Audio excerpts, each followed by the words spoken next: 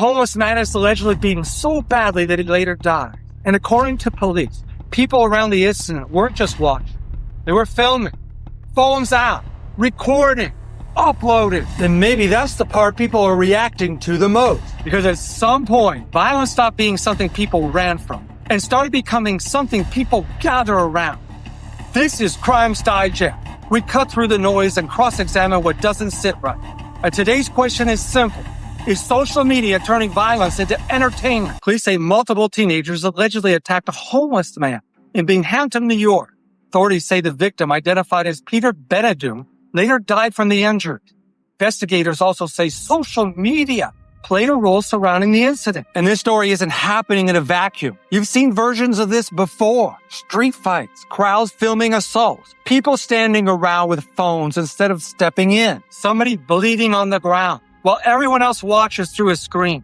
And honestly, that image is starting to feel normal. That's what people are reacting to. And before people say this is just one isolated story, it's not. Recently in Oklahoma, police investigated another alleged attack involving teens filming violence against another homeless man. More recently, cities across the country have dealt with viral assaults where the camera itself almost seemed to become part of the event. That's why this story is hitting people emotionally, because it seems familiar now. Too familiar. Now, from law enforcement's perspective, the criminal case is assault itself, but socially, there's a bigger argument underneath this entire story. That social media is rewarding something here. Cruelty, views, attention, clout, virality. Because once attention becomes a reward, behavior changes fast. Now the crowd isn't just witnessing the violence. The crowd becomes part of the performance. Ask yourself something. If somebody gets attacked in public today, what do people reach for first? Help or their phone? That's the uncomfortable question underneath this case. But then the other side pushes back. Violence didn't begin with smartphones. Human beings have always gathered around conflict. The internet didn't invent darkness, which means social media may not be creating violent instinct, maybe just exposing them faster and rewarding them louder. And now we hit the deeper tension here, because if cruelty starts generating social status, what exactly is the law supposed to do about it? This is where the story stops being about one crime and starts being about culture. Because the deeper fear here is not just the violence. It's the emotional detachment. It's the feeling that suffering is slowly becoming some performance. Think about how quickly it happens now. Somebody gets humiliated. Phones come out instantly. Somebody gets attacked. People record first, upload second, react third. And somewhere in the middle of all that, the person suffering stops looking like a human being, starts looking like content. And honestly ask yourself something. If you collapsed in public today, would strangers help you first? Or would somebody actually just start filming? Because that may be the real anxiety underneath stories like this. Not just the crime, but the feeling that attention is somehow becoming more valuable than empathy. Now here's where I get off the train with the easy excuses. Because at some point, we have to stop pretending this is just kids being kids.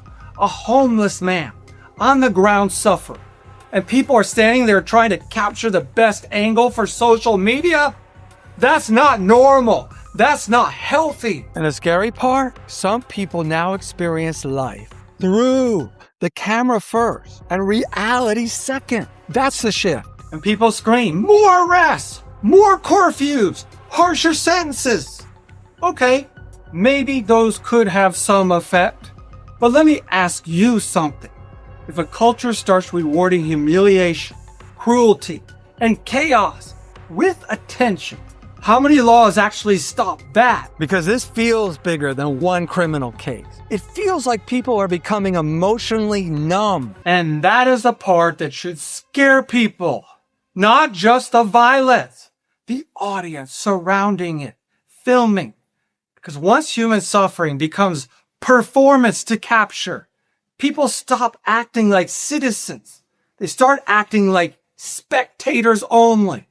In a democracy like ours, that's dangerous. By ruling, the most disturbing part of all of this is not just the attack. It's the actual crowd.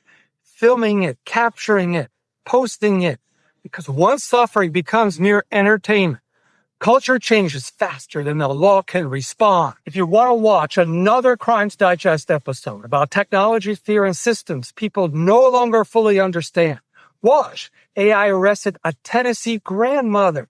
And remember to subscribe to receive the next cross-examined episode.